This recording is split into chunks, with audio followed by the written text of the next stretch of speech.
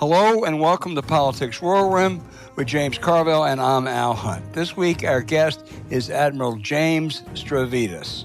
Remember, we love taking your questions, so write into politicswarroom@gmail.com or send a tweet to @Politicon for next week's show. We'll get to as many as we can, but don't forget to tell us where you're from.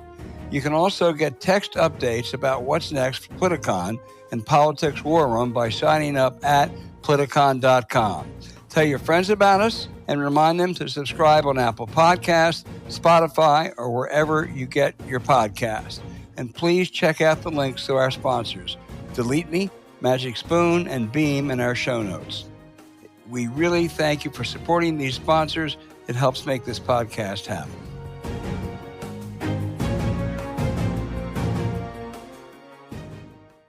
Hey, James, there is a myth that Donald Trump won a landslide election, came in hugely popular and with a huge mandate. He won by 1.5 points. He got less than 50% against the political destruction caused by Joe Biden. He won. There's no doubt. He did not win any kind of huge mandate or landslide. He got, I think, of that 49 plus percent he got, my guess is about 39% is MAGA. They will never be shaken. He could do anything. But that other 10 or 11%, they didn't bargain for billionaire boys shutting down Social Security offices, slashing Medicaid, a totally unqualified and scandal-ridden defense secretary, and a totally politicized Justice Department. And most of all, they sure as hell didn't reckon for economic chaos and a likely recession. The Wall Street Journal poll now has his approval at 46%. That was conducted by Trump's pollster, so you may want to discount by a bit or two. But Trump is headed, as you have predicted for a while, into very, very stormy waters, and his popularity is, I think, greatly exaggerated. Well, if your analysis, and I suspect it is, more correct than not, that the 39% is MAGA, and another 10% of people who didn't like Biden policies, who wanted to change or something like that, but they didn't vote for this and they're kind of surprised. Well, if you didn't know this, then you made a really stupid vote, okay? There's nothing, I repeat, there's nothing that he's done that's remotely surprising. And most of it, by the way, he told you. So, idiotic cabinet, check. You knew what you knew the people he tried to do. He told you he wasn't going to fool around with the Rex Tillersons, General Mattis, or General McDowell, or any of these other people. He told you that. You knew that going in. He's been talking about tariffs since he's been a teenager, okay? Since he's been a teenager. You knew going in that he was sympathetic to Russia. You knew that when you voted. So I'm sorry, but to the 10% that said, well, I voted for change, I didn't vote for this, then you were a goddamn idiot. And what my favorite group of people are these Wall Street Trump supporters, these guys worth $6 gazillion. Well, I didn't know he was going to do this. I was surprised that they wasn't thought out. What the fuck has he ever done in his life that's ever been thought out? Nothing. How could you? Well, there's nothing surprising here. You were told it all. You knew it was going to happen, and you did it anyway. And you may not now even get your tax cut. Well, I concur, and I think that those are the worst. I think the evangelicals are next. He got 80% of the evangelical vote. Donald Trump getting the vote of people who claim to be deeply religious is an oxymoron, to put it mildly. He just will throw them sops. He doesn't care about them. He cares about his billionaire boys. That's who he's going to take care of.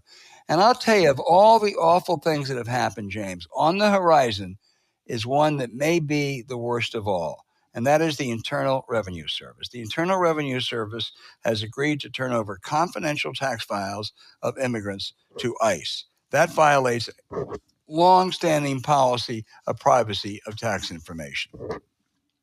This is just the tip of the iceberg. This is not going to be limited to immigrants.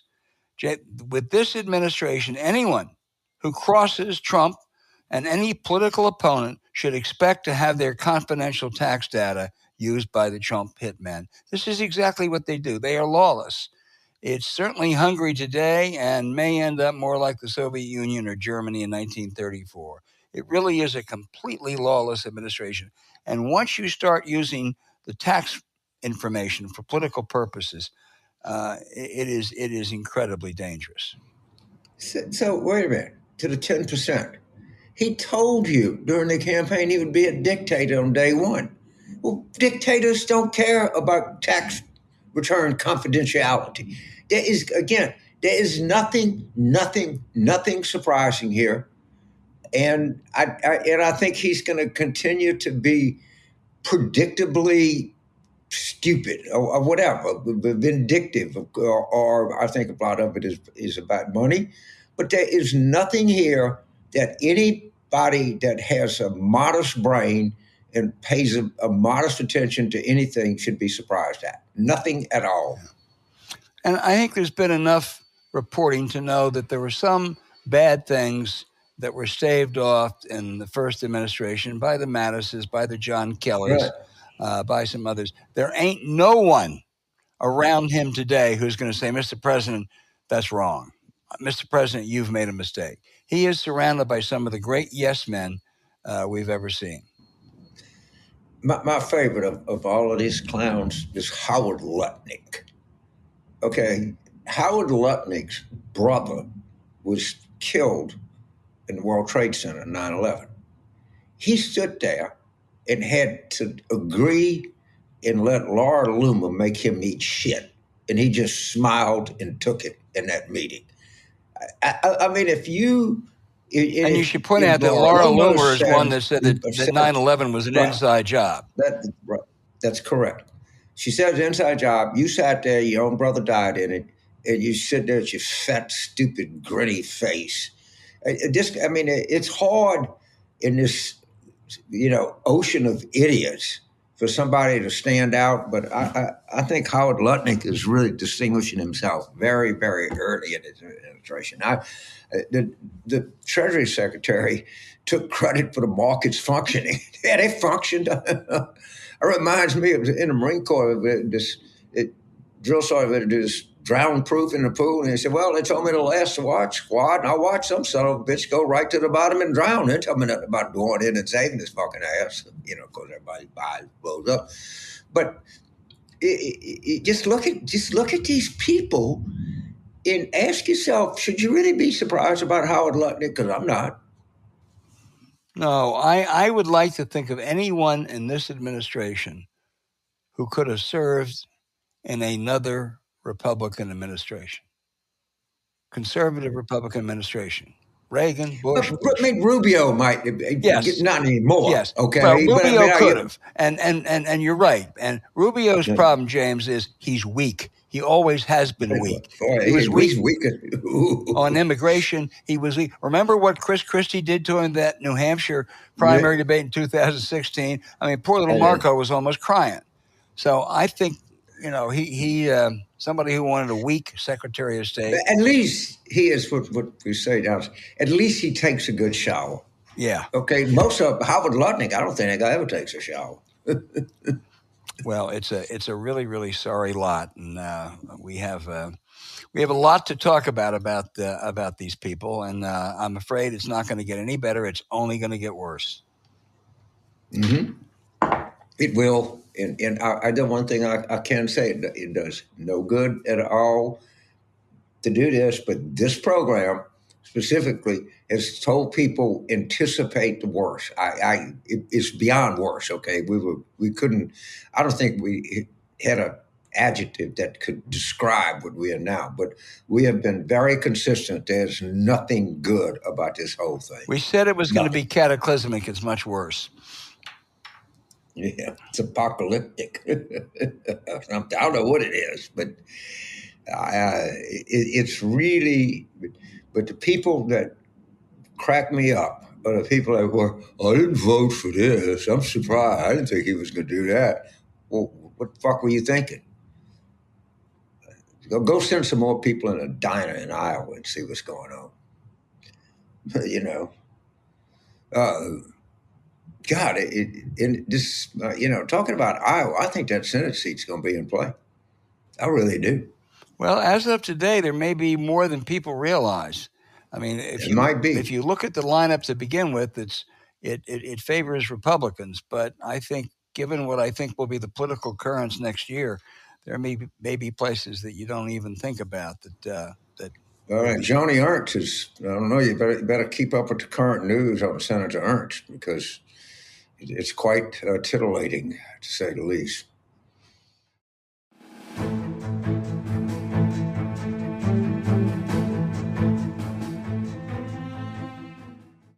Protect your family's online privacy with DeleteMe.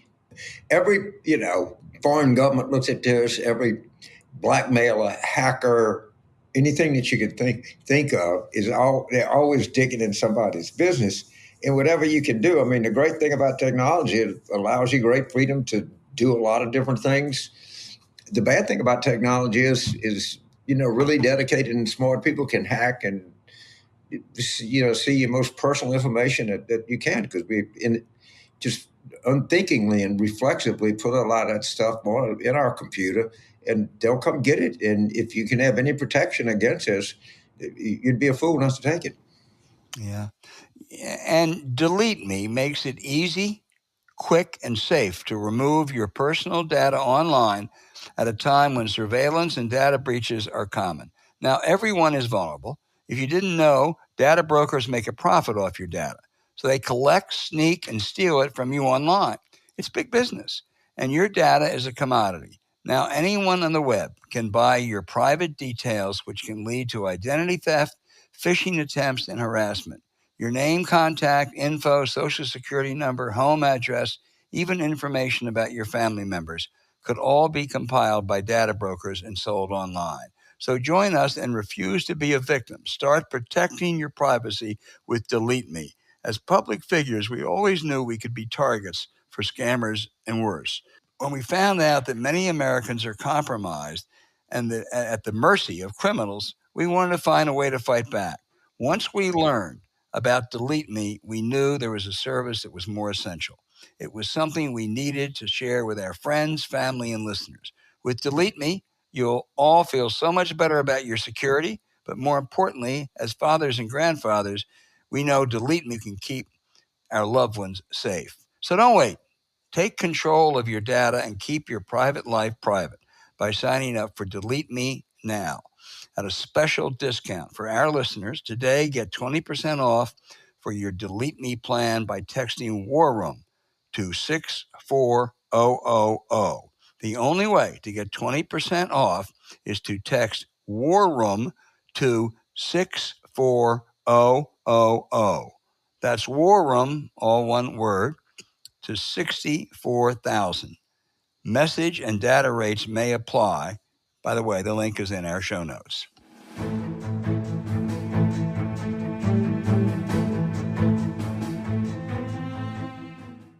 James, when I covered the United States Senate many years ago, I loved conversations with Daniel Patrick Moynihan, who it was said wrote more books than many senators read. Admiral James Stavridis, former Supreme Allied Commander, 4-star Admiral, is the Navy's equivalent of Pat Moynihan. He is out with is it the 9th or 10th or 12th or 13th book? I lose count, Admiral. It's actually my 15th book, 3 novels and the remainder nonfiction. Yeah, it's a lot of books. Only if you actually read them, as we used to say about our reading lists in college. Let's start, but since the end of World War II, America has been in the forefront of a largely democratic world order, and with a few exceptions, Vietnam and Iraq, it's worked out well. Trump is determined he's going to end this. He's pulling out or reducing our ties with NATO, treating authoritarian countries better than democratic ones, and now the latest crazy tariffs. What are the consequences of this, Admiral? They are extremely deleterious to American interest, in my view. What we have enjoyed for 80 years is essentially a regime of world trade, a national security set of parameters, all underwritten by American authority and American economics. When that goes away, I'll give you two very obvious things. Other nations are going to be less likely to want to underwrite our debt, which has been what has enabled us to survive through multiple decades of deficit spending. So if that goes away, the real foundation pieces of the economy are highly at risk. And then secondly, to my world, the security world, if you are telling your allies, partners, and friends, hey, I don't care about your economy, I'm just going to slap it down. We don't have to have a negotiation. Let's just push through and dominate. I think they are going to be, human nature here, far less likely to want to be partners with us on important security topics. Example, will the Europeans stand with us in confronting China over their claims of the South China Sea? Will the Europeans stand with us against Iran to ensure they don't get a nuclear weapon? Will the Japanese and the South Koreans be willing to continue to partner with us strongly in the face of Chinese activity? So all those, I think, are important reasons. And final thought here, to bring it down to the level of the American people who are out there buying eggs and trying to afford rents.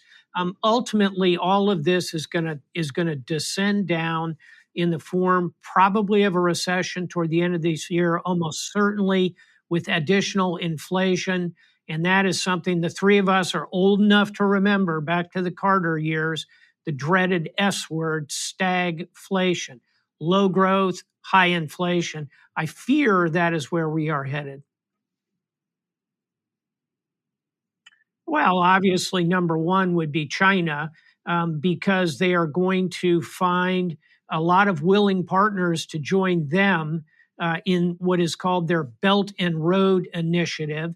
And you couple that with the fact that we've made a recent and, in my view, disastrous decision to get rid of USAID, the Agency for International Development, our humanitarian foreign aid branch. Couple those two things together, high tariffs, aggressive economic behavior with absolutely no foreign aid available. Okay, you're a nation, say a small nation in Latin America or the Caribbean, or even a big nation in Southeast Asia. Think Vietnam, for example. Who are you going to turn to? Well, you're going to turn to China. And that over time is going to erode the fabric of U.S. influence globally. And again, there's a pragmatic cost to this, which will impact citizens who probably find this whole conversation, kind of ethereal and strategic and therefore boring. I assure you it will impact you in negative ways if we don't get this right. We've got so much to cover, Admiral, but I want to get to the book, or your great assistant Paulette will never speak to me again. It's the Admiral's Bookshelf. You write about lessons and they're learned, military lessons that are learned, and put it in the context of literature. What can we take from The Godfather and Don Corleone? Yeah, the book, The Admiral's Bookshelf, is 25 books that have really shaped my life, my philosophy, my leadership. And you're right to point to the greatest book of leadership ever written, The Godfather by Mario Puzo. There are 1,000 different leadership lessons in there, but I'll give you two very quickly. One is keeping your temper, ensuring you don't blow up, don't inject chaos into a situation. Don Corleone says to his hot-headed son Santino at one point, don't make the mistake of hating your enemies. It clouds your judgment. Boy, is that a good line for someone in the military, someone in business, someone managing family relations. Don't make the mistake of hating your enemies. It clouds your judgment. Second great leadership lesson from The Godfather is about picking the right person. Think about that novel. Everyone's seen the movie. It's really a book about the choices that Don makes about his successor. He jumps for the obvious one, Santino, the big, charismatic, athletic, hot-headed son. He picks him, and then Santino flames out completely. The second son, Fredo, pretty obvious non-choice. All along, the right choice was right there in front of the Don. It was Michael. The third son, the smart one, the quiet one, the brave one, the war hero. It's a book about making the right choices. The Don makes that choice very late. It's an example, the book, of how you can pull these lessons and apply them in so many ways. And what lessons did you pull from the Odyssey? Well, I'm Greek American, so I'm required to pull all lessons from the Odyssey. You have a little bit of a bias there. I do. Don't forget Ulysses, when he came home to his beautiful wife, Penelope, knew that he would have to overcome the challenge of these suitors who had dominated his court. The lesson of the Odyssey is patience. Patience, and that revenge is a dish best eaten cold, as Machiavelli said. James. So, Admiral, let's talk about a topic in the United States Navy, and that is women in the United States Navy. It's my understanding that the Vice Admiral of NATO was summarily dismissed. Was there any reason assigned for dismissing this admiral from a really important position that you know of? No, none whatsoever has been given. And it's of a piece, James, as you well know, with the dismissal of the chairman of the Joint Chiefs of Staff, General C.Q. Brown, a year into his 4-year term. And to this point about women in the military, the dismissal of the 4-star Chief of Naval Operations, Admiral Lisa Franchetti. Again, no reason given. Of the three, I know Admiral Franchetti extremely well. She is, like me, quite vertically challenged. She's about my height at 5'4". I was really happy to see a CNO that I was actually a little bit taller than. But here's the point. Lisa Franchetti has an absolutely superb combat record, commanded a destroyer in combat, a squadron of destroyers in combat, not one like I did, but 2 carrier strike groups, all in combat, and a brilliant planner, financial mind. She'd been the vice chief, the number 2 officer, dismissed essentially upon the arrival of the Trump team. So it sends a chilling message, I think, particularly to women in the Navy, to see now Vice Admiral Chatfield being dismissed. Again, no reason given, a distinguished career, helicopter pilot, PhD, former president of the Naval War College. You know, we fire military leaders from time to time. That's something that all administrations do, but you've got to give reasons. Otherwise, people below them can't figure out what's going on. I think this is a case of that. Well, I just make a comment. I think in the Navy, it helps to be short, because if you're tall, you're always running into crap. They don't give you a lot of room on there. But exactly. Same, and especially on a submarine, James. This drives me crazy about NATO. And they say, we overpaid NATO. We were the biggest contributor to NATO. Of course, we always had the supreme commander of NATO. But from 1917 to 1945, we spent the equivalent of what on European land wars? 0. From 1917 to 1945. I'm sorry. Yes, we spent trillions of dollars. I thought you were talking about the interwar. No, right. Then I want to fast forward to the next 80 years, where we hadn't had a soldier, a sailor die in Europe. So compared, if you want to say what we spent in NATO, compared to what? Yeah. All right. It is, say, foreign aid. Most of our foreign aid goes to Israel and Egypt from the Accords in 1979. You know how many people have died on the Egyptian-Israeli border? None. To me, that's a real investment in peace. Yeah. Because wars are shitty. They're expensive, man. Yeah, and we talk about wars, right? And we always talk about World War I, World War II, Korean War, Vietnam, Persian Gulf War, Afghanistan, Iraq. What's the most important war that the United States ever won?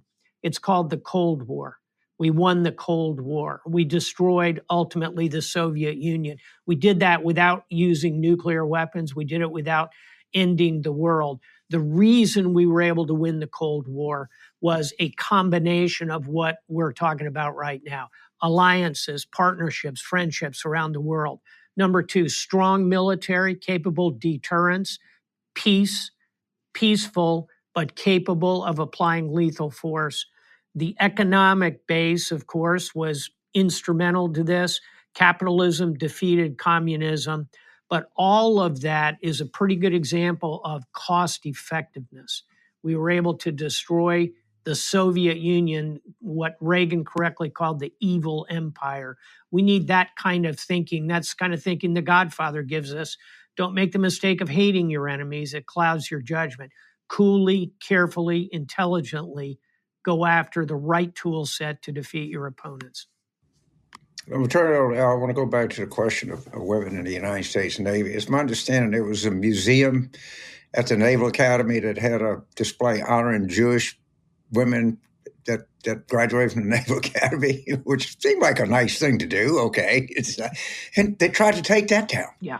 It doesn't make any sense. No. And I'm going to stay with you for one round, James, right, if you and Al will permit me, because the other thing that I cannot understand at the Naval Academy, of which I am a proud graduate, is they have pulled about 400 books off the shelves. And yeah, 400 books. Including last thing I want is naval officers reading. Including Maya Angelou. I was just going to say, including Tell Me Why the Caged Bird Sings, which is a classic of literature. And, in my book, The Admiral's Bookshelf, 25 books, I've got a book in there by Toni Morrison, who won a Nobel Prize, oh, by the way, called Beloved. And it's a tough book to read about the African-American experience in the United States. It helped me understand that essential part of our life and history.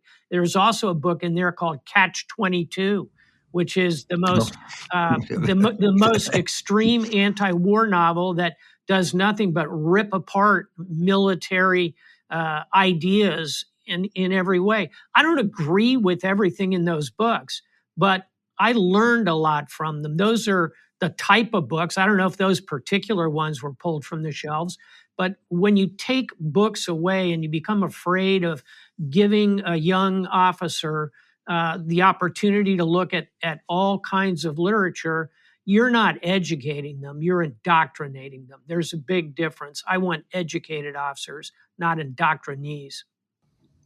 Albert, thank you, sir. Admiral, I want to stay on the Naval Academy for a moment, which was, your seminal experience as a young man and molded your later life. I'm a couple decades ago, I wrote about the Supreme Court affirmative action decision. This was, I think, the Michigan decision. And the most compelling brief they got was from West Point and Annapolis. It may have been the Air Force Academy too. And they said, we need diversity, not just to be good people. We need it because we are sending soldiers and sailors around the world, and most places are not white. And this is really important for our mission. And they also noted that when they began to aggressively diversify, at the same time, they also became a better academic institutions. They were good to start with. Now they are great institutions. This administration is ending that. And doesn't that really, the mission's the same, the places are the same. Doesn't that pose a threat to the work that those sailors and soldiers do? Yeah, let's remember that the armed forces of the United States are, I'll get these numbers slightly wrong, but I think they're about 25% women and about 40% people of color. So I think it makes a lot of sense to have an officer corps that clocks in round numbers at about that level, because that's how you inspire the troops. They look up and they see someone like themselves. I'll give you a practical example, by the way, from the Admiral's Bookshelf. One of the books on there is by Colin Powell, somebody all three of us knew and respected and admired. He happened to be a Republican. I'd call him kind of center-right, centrist, but he inspired me throughout my life and career. And I'll tell you for sure, he inspired generations of African-American junior officers and soldiers and sailors and airmen. Our first African-American chairman of the Joint Chiefs. We ought to be celebrating that, because if you back up 50 years before Colin Powell became the chairman of the Joint Chiefs, Guess what? The U.S. military was segregated. Well, how'd that work out for us? Not very well. My philosophy is you ought to be asking yourself every single day, what am I doing today that in 50 years is going to look oh so wrong? Segregation is one of those things. I hope we can all agree on that. Colin Powell, iconic figure, the diversity that allowed Colin Powell to bubble to the top is part of our strength. Just to stay on that for a moment, some years ago I spent like 4 or 5 days at West Point. I apologize, Admiral. But I was so taken by so many things up there, the character of those cadets, but also the academics of the place. I mean, the Naval Academy and the West Point are every bit the equal of elite colleges. When you start banning books and you start putting hacks on the Naval Academy board, like one of Trump's co-defendants in the Mar-a-Lago case, you can't maintain those standards over the long run, can you, Admiral? I think it does nothing but drag the institution down if you don't make it a place that is open to all ideas. Again, you don't have to agree with what you read in Why the Caged Bird Sings or Beloved by Toni Morrison or Catch-22 anti-war novels, but we ought to expose you to them as a young officer so you understand your society, your civilization, and more importantly, you understand how to engage intellectually in a book in a way that profits you as a leader later on. I'll give you another example, a book I have turned to several times by Margaret Atwood, The Handmaid's Tale. Probably a lot of people have seen the HBO Showtime series. It's a book about authoritarianism. It's the far end of authoritarianism. And in that sense, it's a very telling warning to all of us. And you ought to be able to inculcate that in your 20s as a young officer and think, yeah, that's part of why I'm here. That's part of why I'm in the military.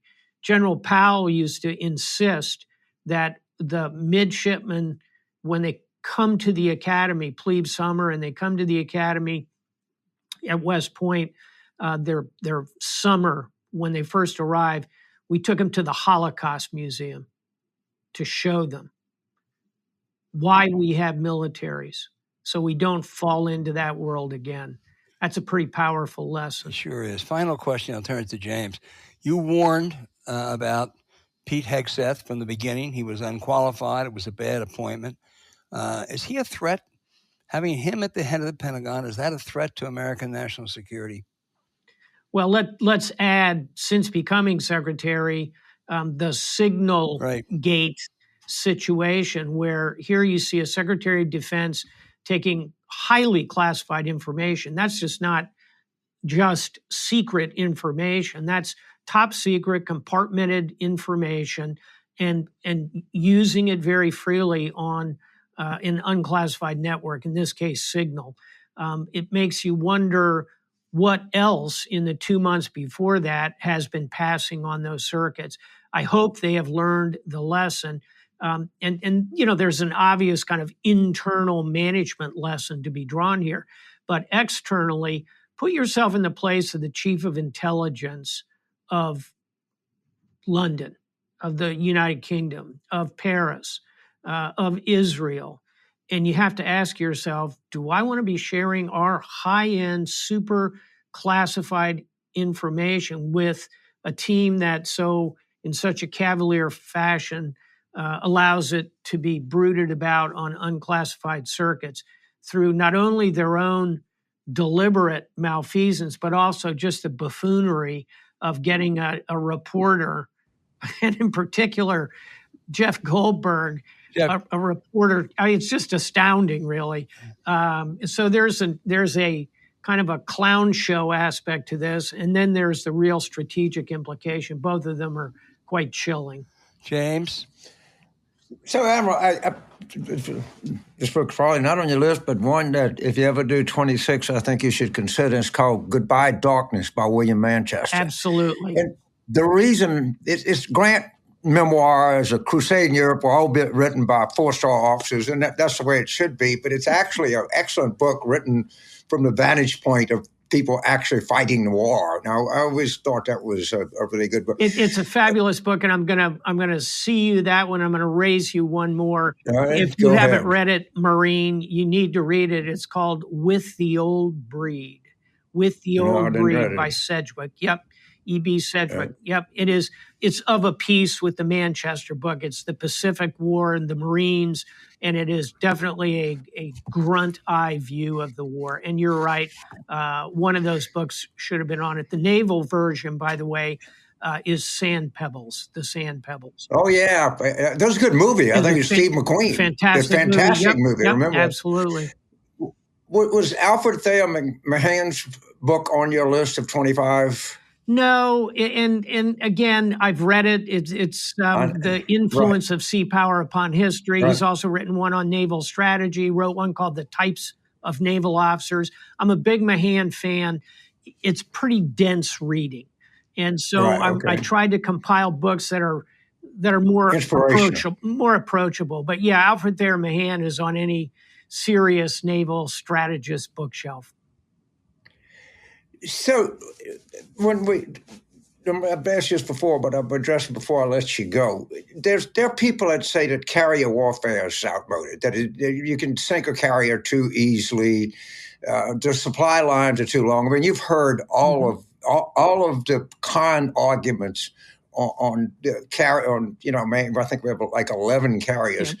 Give our viewers a defense of carrier warfare, why it's important that we make these massive investments in aircraft carriers. Yeah, let's start with what is happening today. I guarantee you when President Trump gets briefed on a crisis, the first question he asks is, where are the carriers? Today, as we're conducting this podcast, there are 2 aircraft carriers off the coast of Iran. They're there to send a strategic signal to Iran as we get ready to do, hopefully, direct talks and try and control their nuclear program without a war. They are also striking Houthis off the coast of Yemen and freeing up global shipping. So there's 2 very practical examples, one at a strategic level against Iran, one at a tactical level against the Houthi terrorist Iranian proxies. So there are practical examples. Number 2, yes, surface ships are more vulnerable than they have been in the past. We need look no further than the Russian Black Sea Fleet. However, U.S. aircraft carriers have massive self-defense in their own defensive systems, and we surround them with very capable warships, destroyers, cruisers, submarines that can help protect them and keep them safe. Number 3, it's how you use them. You wouldn't take 3 carriers, put them together, and send them 100 miles off the coast of China. That would be a very dangerous place to put them. You start 1,000 miles off the coast. You launch those long-range strikes. You use your special forces. You use cyber attacks. You go after those cruise missiles ashore in China.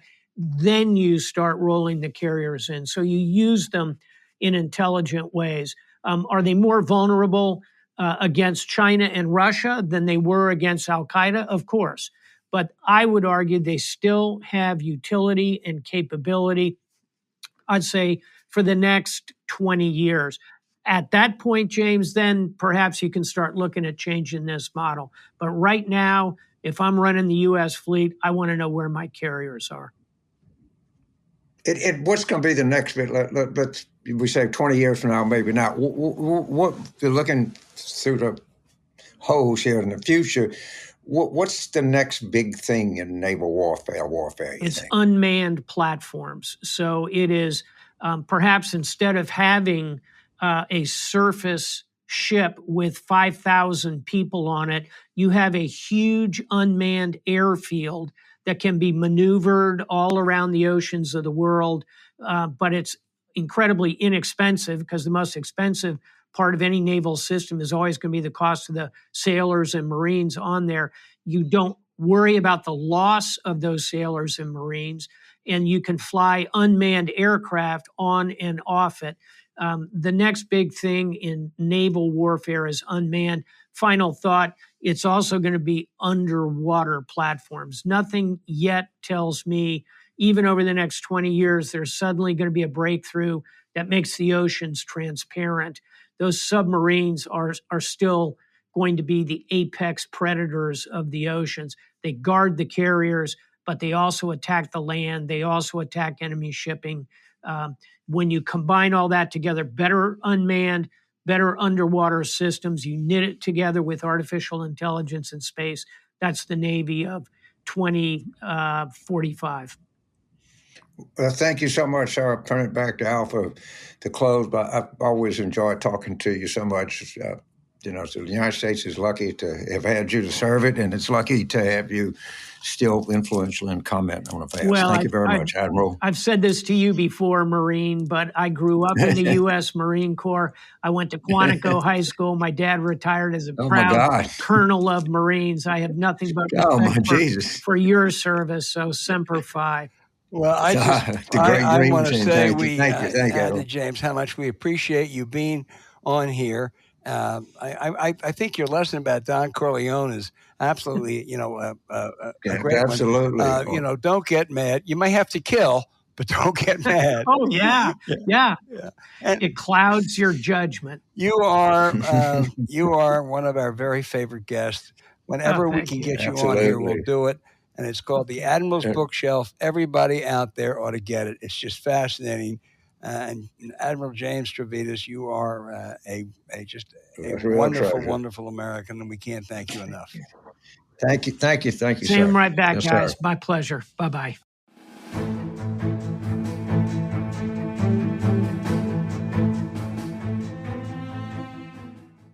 Get your protein in with Magic Spoon. Oh, it's really good. I love this stuff. And like I say, my big selling point on this is not just for breakfast, it's for snacking also. Yeah, it sure is. By now, you know that we're big fans of Magic Spoon's high-protein cereal, and we have exciting news.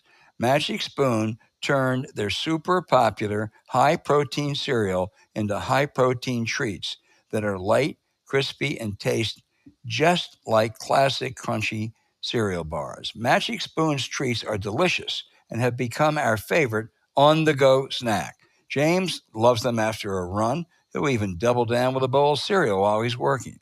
Good news, James. You might be able to add in some more variety because Magic Spoon is also launching a brand new high-protein granola. True to Magic Spoon's promise, it's packed with protein and is so crunchy and sweet, it's perfect for breakfast or a snack at any time of the day, especially as a delicious pre-workout meal. Now let's get into the macros. Magic Spoon high-protein treats are crispy, crunchy, airy, and an easy way to get 12 grams of protein on the go. They come in mouth-watering flavors like marshmallow chocolate peanut butter and dark chocolate. If you know me, well, you know I'm going for the chocolate peanut butter every time, but it's up to you. Then Magic Spoon's brand new granola packs a punch with 13 grams of protein and 0 added sugars. They come in the delicious flavors, honey almond and peanut butter. The crunch is also so satisfying, and it feels great knowing that we're getting a big serving of protein and staying carb conscious while getting to enjoy Magic Spoon's great taste. Now, because we have a deal for you, get $5 off your next order at magicspoon.com/warroom, or look for Magic Spoon on Amazon or in your nearest grocery store. That's magicspoon.com/warroom for $5 off. The link is in our show notes.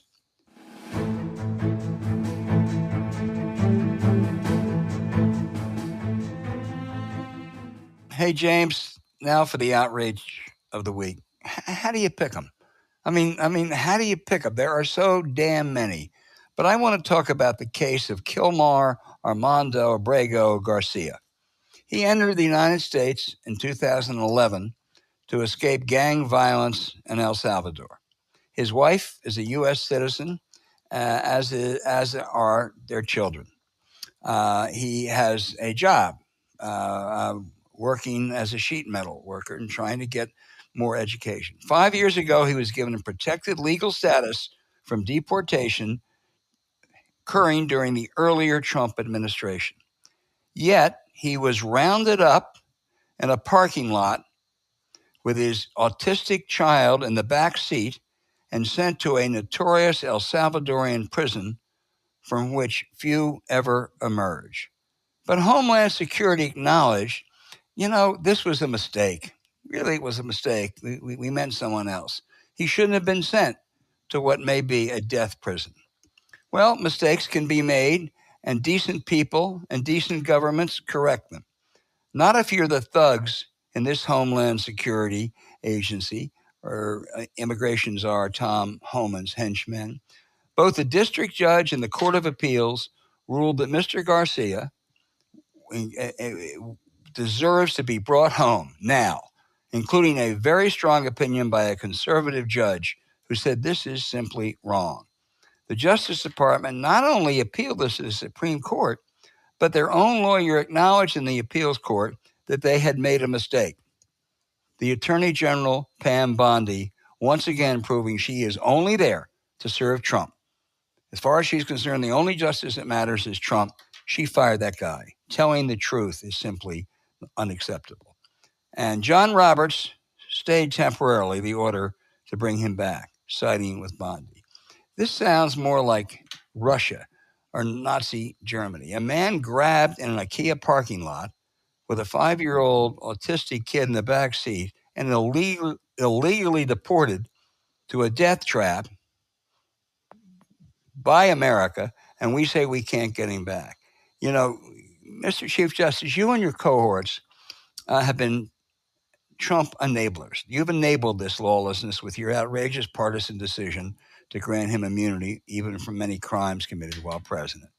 If this court doesn't stand up for Mr. Garcia and bring him back right away before they kill him down there, then don't talk to me anymore about calling balls and strikes in a nonpartisan court. Well, I guess I'll try a good news thing. I'm going to Georgia tonight, and I'm going to help be raising money for American Bridge, a Democratic super PAC, but I'm going to see my dear old friend Calvin Smyre. Calvin is was a long time legislator in the Georgia legislature. He's a black guy, grew up in Columbus, Georgia, right adjacent to where I was born at Fort Benning. He was in Muskogee County. I was born in Chattahoochee County. And in honor of Calvin, in honor of his service, the Morehouse University School of Medicine is opening an entire building that's named after Calvin and his outstanding contributions to the state of Georgia. It's just going to be so much fun, so humbling, and so great to see my old friend Calvin tonight. And it's such an honor that a distinguished place like Morehouse, and with an unbelievable history in Atlanta, is naming a building in its medical complex after you. And I'm continuing a little good news here. Is Xavier University in New Orleans, which is the only Catholic institution in the United States dedicated to educating black people, is opening a medical school also. I can't tell you what good news this is, that they're going to be able to have doctors that's going to be able to service not just whole New Orleans, but the whole, in many cases, poverty-stricken South Louisiana. So, Calvin, I can't wait to see you tonight in Atlanta and be with all your friends and honor your great contributions. Thank you. What a nice story. What a nice story. Yeah, we need nice stories. We need them wherever we can get them. And if you got Calvin Smyre and Norman Francis, if you can get the two of them in the same sentence, you'll be in good shape, let me tell you.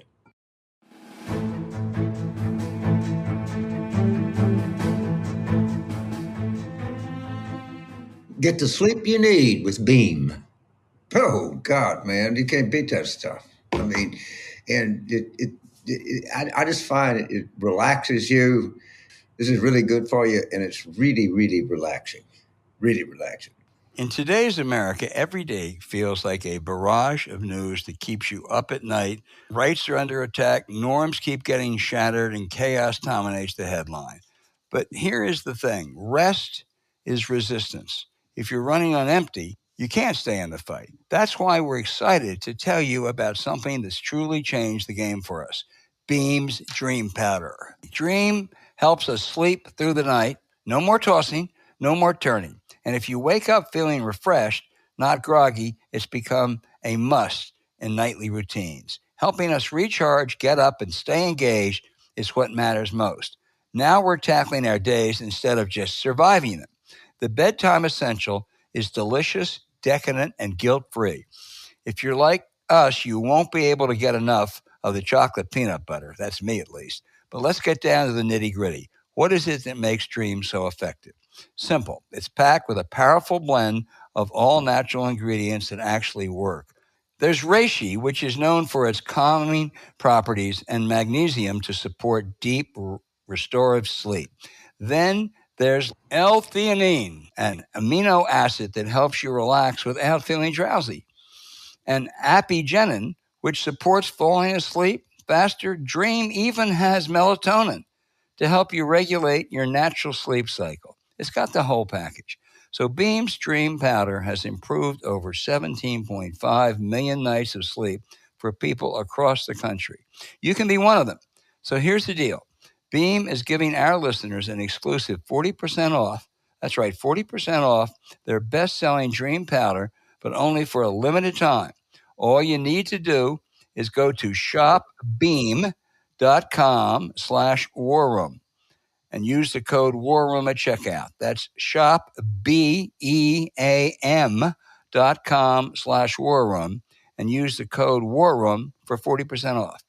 Because let's be honest, you can't stay in the fight if you're too tired to show up. Rest well, wake up ready, and keep pushing for progress. Rest is resistance. The link is in our show notes.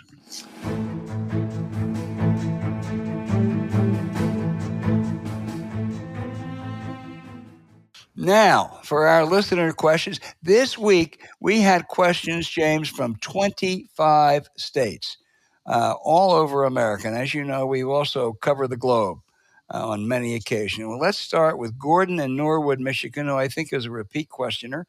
And he says, how do Democrats acknowledge the reality that Biden and his staff probably did hide his deterioration while keeping a laser focus on Trump's economic failure? What can we do? How do we change the subject?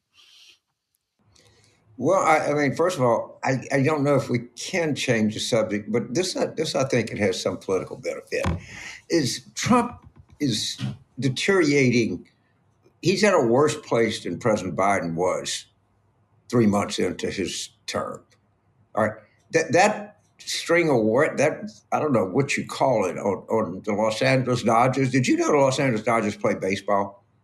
Did you actually know that they were actually a baseball team? Because if you didn't, if you watched that press conference, you would be reminded multiple times. So there's going to be some stories that are going to come out. I think some of them are going to be justifiably damaging to the Biden White House. But it's also going to use this to draw attention to who's had advanced, to say that Trump has advanced inability to pull up certain words, is to say the least. So use this to focus on that. And you don't have to convince me. If you can't, in a country that I think there's 340 million, something like that, people in the United States, and I know goddamn good and well we can find somebody under 75 to run this country. But we haven't been able to do it recently. But it's going to be not a good story for the Biden White House, but it's going to end up contemporaneously being a terrible story for Trump.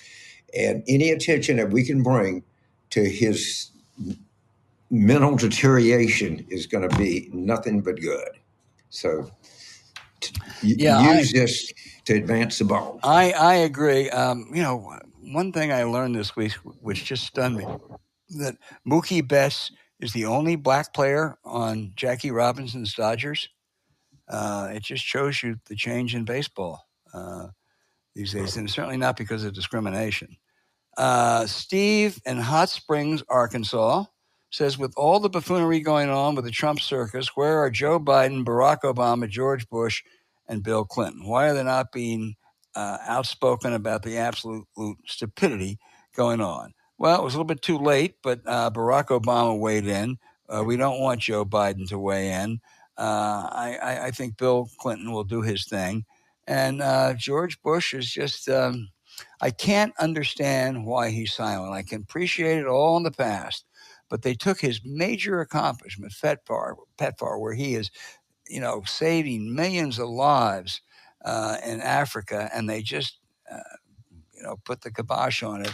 And Bush doesn't say a word. I mean, at some point, you just have to say, my family's party has left me, and I have every right to criticize who's there. I can only offer you a possible explanation. But of course, he can't stand Trump. But all of his life, he's been a Republican. It's really divine him. He grew up in a Republican family. His brothers, his dad, his mom, his grandfather, his nephew, everything in the world that you can think about is Republican. And I think that some of these people saying, I'm not going to say anything at all that I approve anything Trump does, but I'm such an ingrained Republican, I just don't want to do anything to help the Democrats. That's the best explanation I can give you. I don't know if it's the correct interpretation, but it's the best one that I can come up with. I think it probably is the correct interpretation, and I guess I would just say to the former president, you aren't criticizing a Republican Party. The Trump Party is not the Republican Party you grew up in. It's just different now. So, but it has to do more with hating Democrats than dealing with the current state of Republic. And I understand. I don't know if what I'm saying is what's in his head, but if you're asking me to assume that his entire life, 70 whatever years, however old he is, has all been consumed about running against Democrats, and maybe he just can't make the pivot to, Trump hates him. He hates Trump. His whole family hates Trump. But, he just can't quite get to that what I do is going to help the dreaded Democrats. But again, that's as best I can come up with. James Patrick in Tampa, Florida, says, while acknowledging the evil of Hamas, many have a huge problem with the way Israel is prosecuting this war. Why are so many of our lawmakers so deferential to Israel? More so probably than any other ally. Help me understand.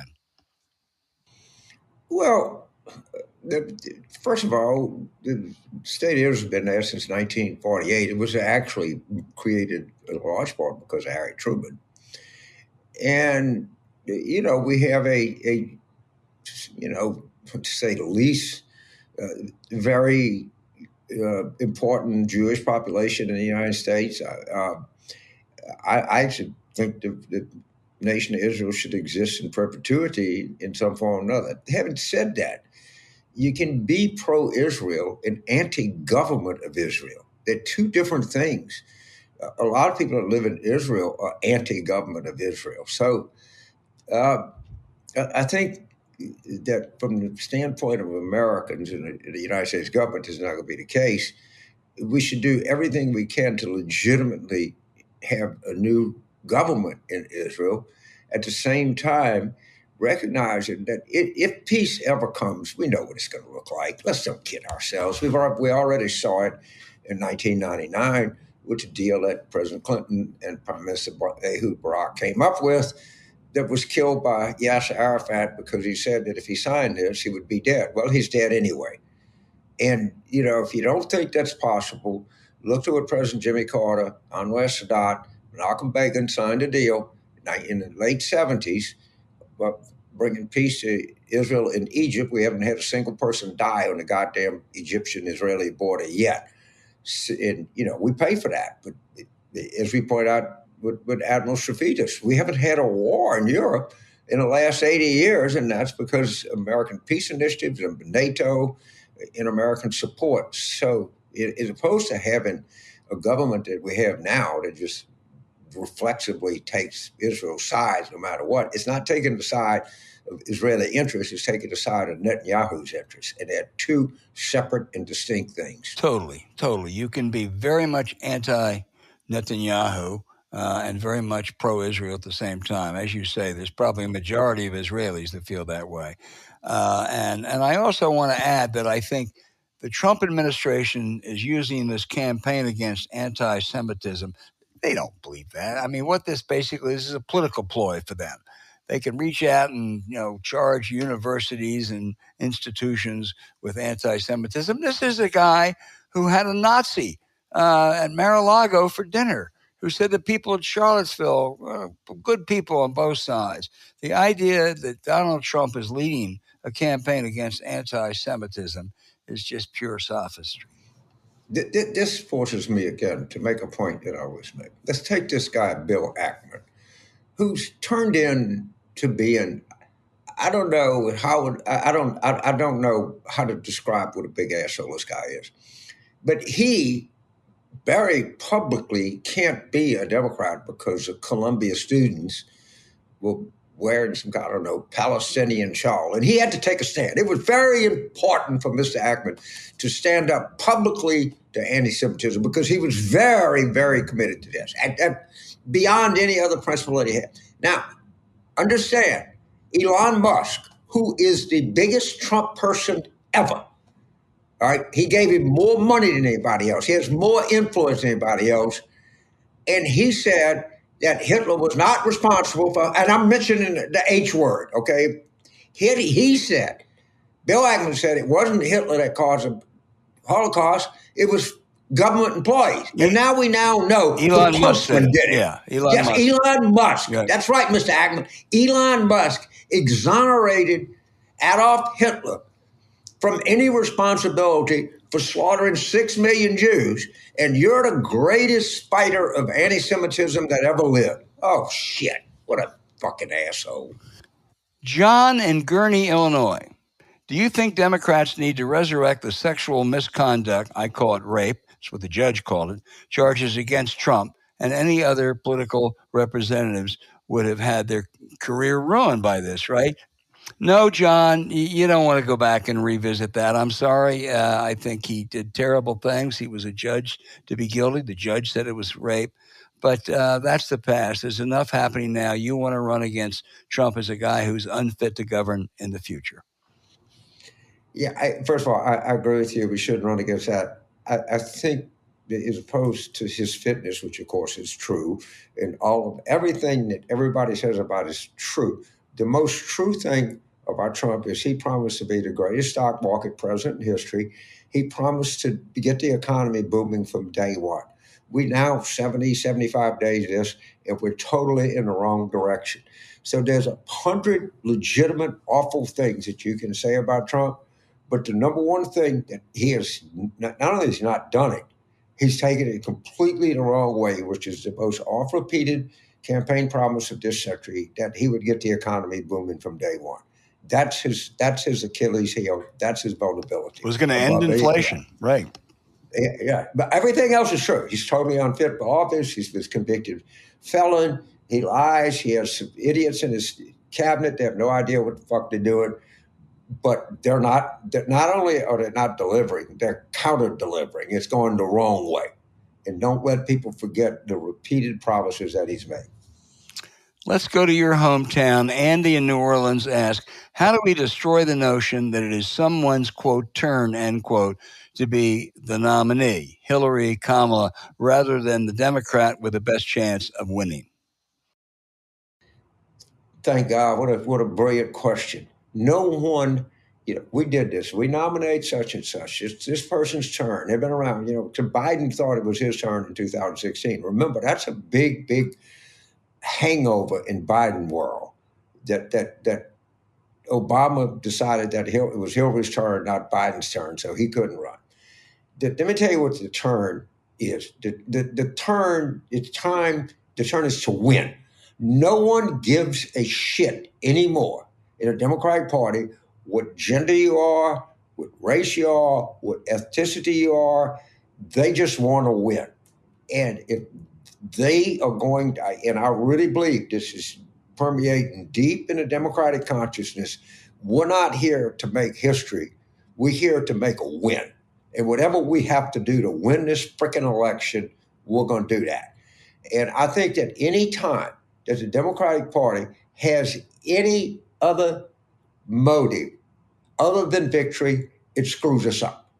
So just if it's a woman candidate that has the best chance to win, for God's sake, let's rally behind this candidate. If it's a male, let's rally behind that. If whatever it is, the most important criteria is to win the fucking election. Nothing else counts. And I hear this much less than I used to, And remember, Barack Obama himself, when Biden dropped out, was frantically trying to get people on the phone to say you should have some kind of a contested process. Yeah, this was on July 21st. This wasn't even a month away from the convention. He knew, he understood. And you really can't accuse him very much of being anti-black. I don't think it worked very well. Well, now would it? So that's the number one, no number two priority. Winning is everything, stupid. Yeah. Somebody smart said that one time. I'll try to think of who it was. There you go. Final question is Judy in Colorado. Judy, next time tell us where you're from in the state that I love. State. She said, who will be looked on as the biggest destroyer of government programs and social support systems, Trump or Reagan? Judy, it's no contest. Ronald Reagan did a lot of things I didn't like, but you know something? They didn't slash Medicaid. They didn't close Social Security offices. They didn't, just go into buildings and tell all employees just that they were fired on the spot. The social safety net basically remained intact during the Reagan years. And when they enacted tax cuts that were far too big and far too irresponsible, Reagan with Dole and Howard Baker came back the next 3 or 4 years and increased taxes. You think that ever happened under Trump? No. I mean, you can dislike a lot of Reagan's policies, but there's just no comparison. There's really no comparison. I think the evidence is that Reagan was actually patriotic. He actually liked the United States. I mean, he had some kind of stories that were, well, it wasn't exactly factual. In fact, there were a lot of them were mythical. But in his myth-making, it was always the United States that was kind of on top. Trump does not like the United States. You have to understand that. The president of the United States does not like the country that he's leading.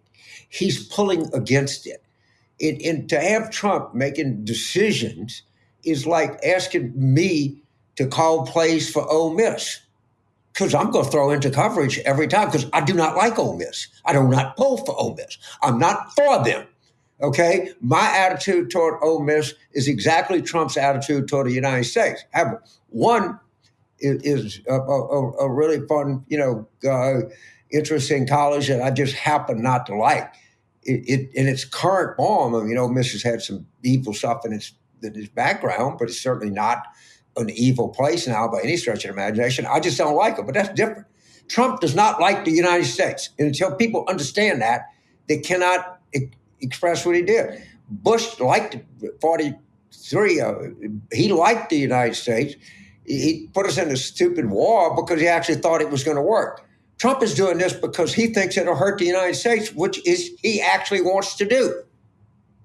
And he actually is pulling for Russia. What other reason would he not put tariffs on Russia? He says, well, we're in the middle of a peace negotiation. I want to put tariffs on. Well, he put tariffs on Ukraine. He doesn't like the country. That explains everything. Wow. Okay. I think you really, Judy, got the answer. Maybe you got more of an answer than you expected. Maybe so. But I hope you'll write again and tell us where in that great state of Colorado you're from. Absolutely. Front range, I bet. Most people are. Thank you, everybody.